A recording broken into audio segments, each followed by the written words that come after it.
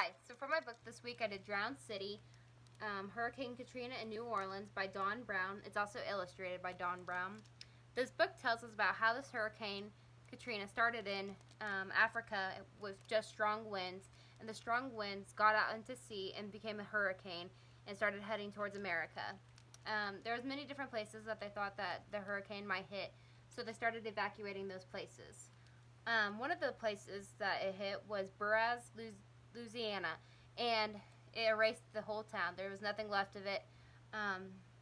It was a really small town, so there wasn't very many houses to begin with, but it was completely gone after the hurricane.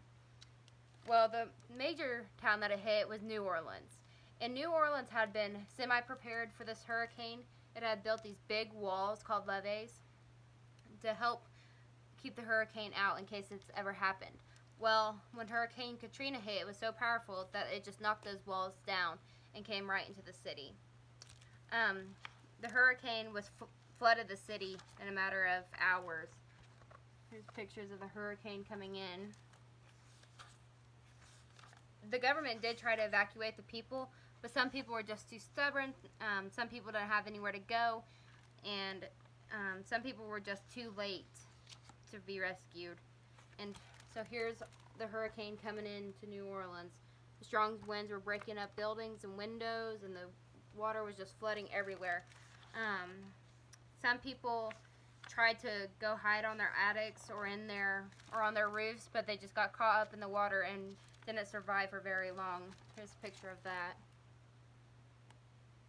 They're just getting sucked into the water. There was a place in New Orleans where they could go, which was called the Superdome. The Superdome was quickly filled up, and they stopped accepting people in because there's so many people already in there. So there's people on rooftops, there was people in the Superdome, and then there was people in shopping centers just like vandalizing everything because it was pure chaos during this hurricane. The cops that were supposed to be on duty to help the people left. There were so many cops that were on trial because they abandoned their post. This hurricane destroyed almost everything in its path.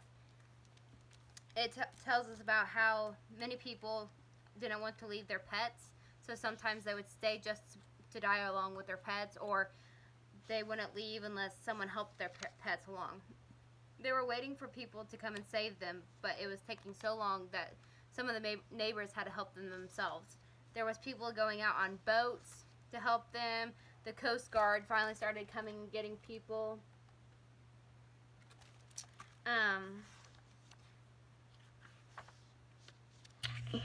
Here's a picture of the neighbors trying to help out their other neighbors.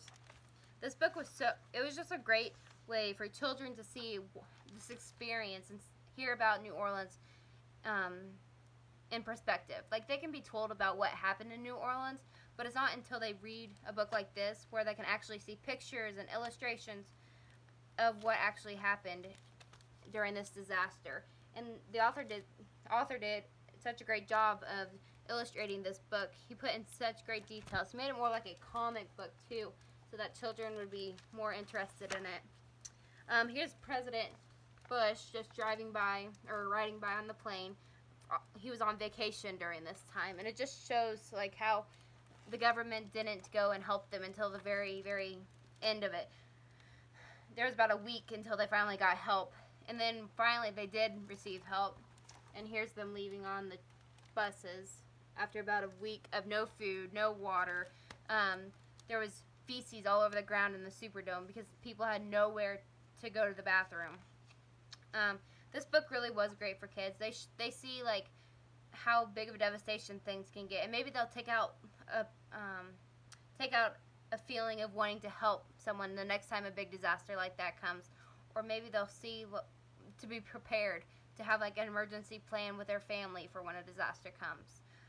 This book really, I'd heard about Katrina, but this book really let me see like exactly how bad it was and how many people died, and how it just completely destroyed New Orleans. The author does end showing us how they are starting to build New Orleans at the very end of the book.